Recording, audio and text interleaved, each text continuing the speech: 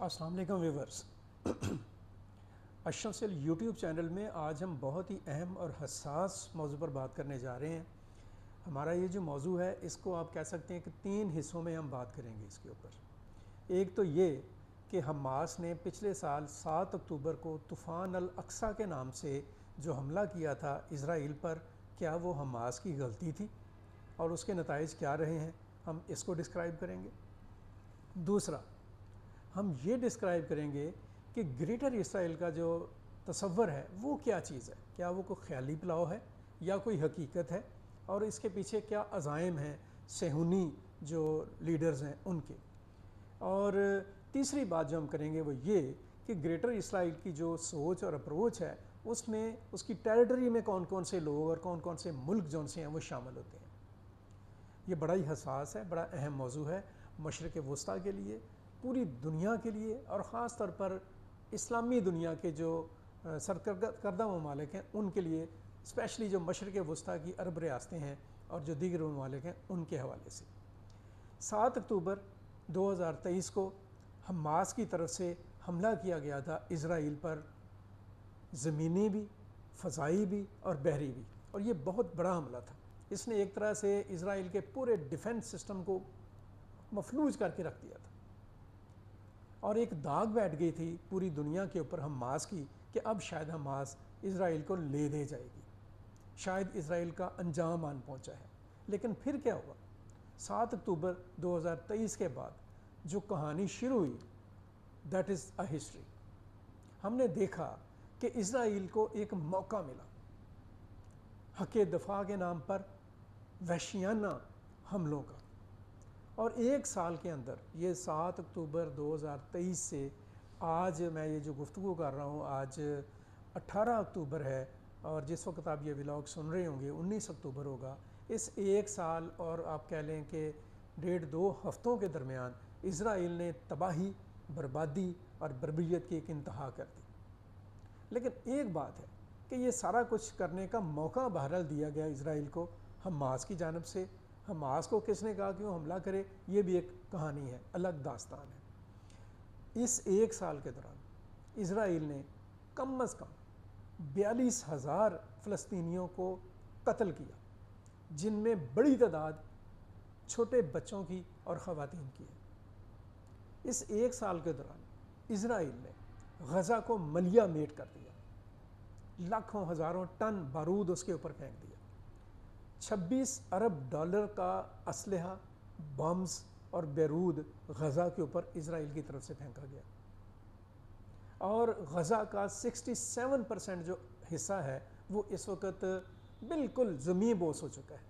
تمام عمارتیں، رہائشی علاقے، عبادت گاہیں، ہاسپٹلز، اور آپ کہیں کہ بازار اور گلیاں اور کاروباری مراکز اور انسانی حقوق کے لیے کام کرنے والی تنظیمیں اور انسانی امداد کے لیے کام کرنے والے اداروں کے دفاتر، کسی کی بھی تمیز کے بغیر اسرائیل نے تابڑ توڑ حملے کیے اور تباہی اور بربادی کی ایک بدترین داستان جونسیہ مقرر کی، اور یہ داستان جونسیہ ابھی تک رکنے کا نام نہیں لے رہی ہے۔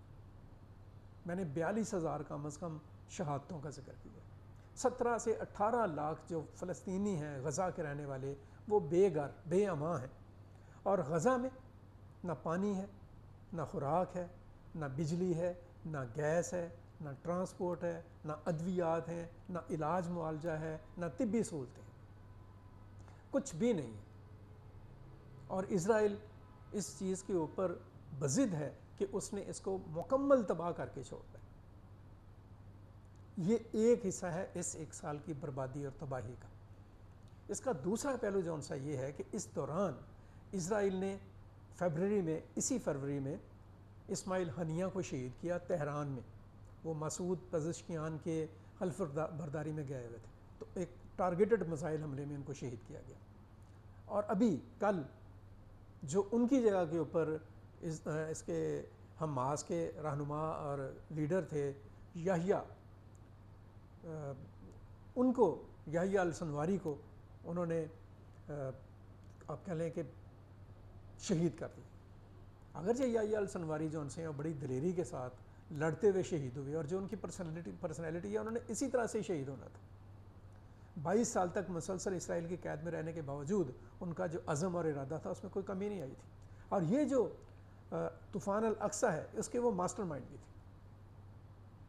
اسرائیل نے یہاں تک ہی نہیں رہا, اس نے جو حزب اللہ کے سربراہ تھے حسن نصر اللہ اور ان کی فیملی کو اور ان کے نائبین کو بھی شہید کیا بیروت میں.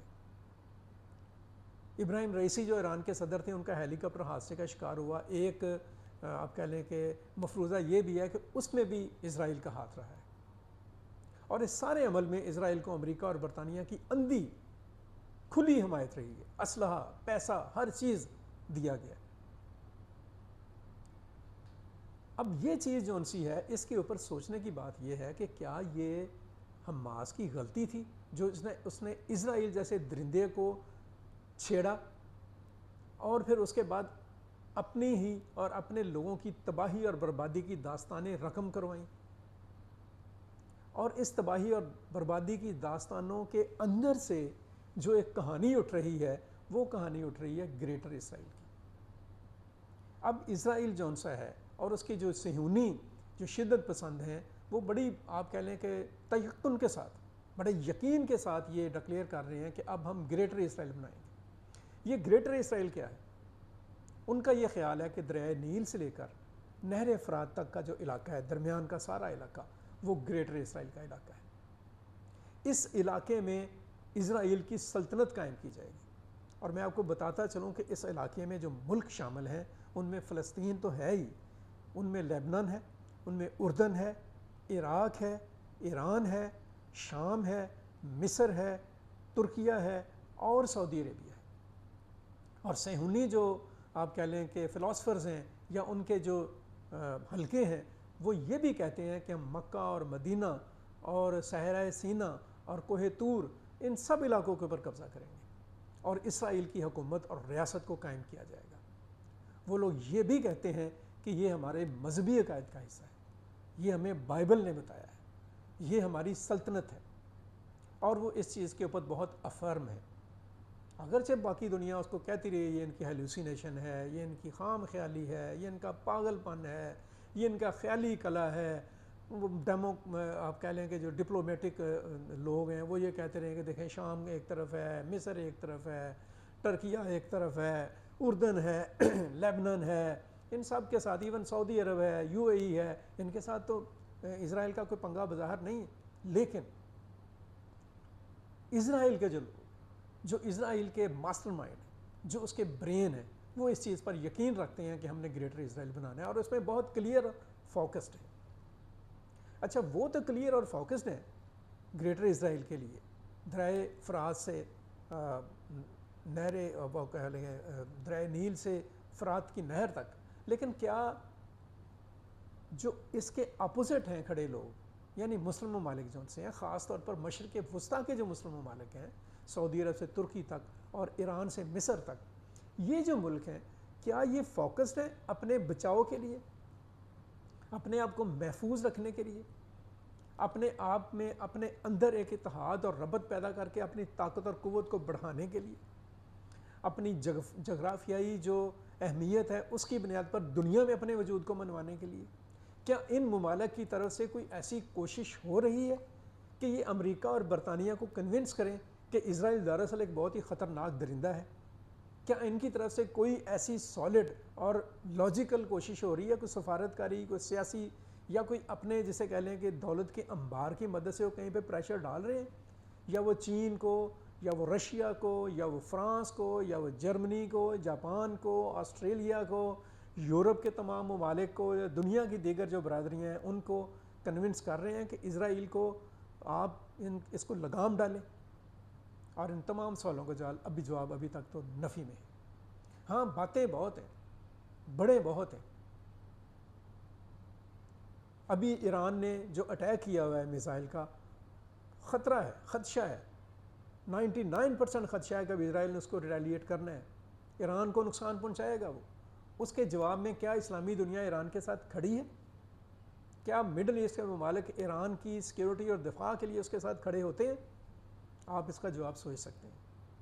یہ جو گریٹر اسرائیل ہے اس کی جو ایک تھیوری ہے یا اس کا جو مفروضہ ہے, یا ہم اس کو اگر یہ کہیں کہ یہ خیالی پلاؤ ہے, جس پر یہودی اور صہیونی یقین رکھتے ہیں اور 1919 سے اس کے اوپر وہ بڑی چابک دستی کے ساتھ بڑی فوکسڈ ہو کر ورک کر رہے ہیں اور دکھائی دے رہا ہے کہ وہ پھیلتے جا رہے ہیں، ان کو روکنے کا ہمارے پاس کوئی سولوشن ہے؟ یہ سوال ہے، یہ بہت سنگین سوال ہے۔ ان سوالوں کے جواب کے لیے اسلامی دنیا کو سوچنا ہوگا، تیار ہونا ہوگا۔ اگر نہیں ہوں گے تو پھر آپ یقین رکھیے گا کہ تمہاری داستان تک بھی نہ ہوگی داستانوں میں۔ ہم اس پر اور بھی بہت ساری عقلی اور منطقی حوالوں سے بات کریں گے، لیکن بظاہر جو دکھائی دے رہا ہے وہ اسماعیل ہنیہ ہوں یا یحییٰ السنوار ہوں، وہ حزب اللہ کے حسن نصر اللہ ہوں، یا وہ آپ کہہ لیں کہ ایران کی قیادت ہو یا کوئی بھی ہو، وہ ایک ایک کر کے ختم ہوتے جا رہے ہیں، کمزور پڑتے جا رہے ہیں۔ اسرائیل بتدریج طاقتور ہوتا جا رہا ہے۔ اس طاقت کو اور طاقت کے اس عدم توازن کو کیسے روکنا ہے، اس پر غور کیجیے گا۔ بہت شکریہ۔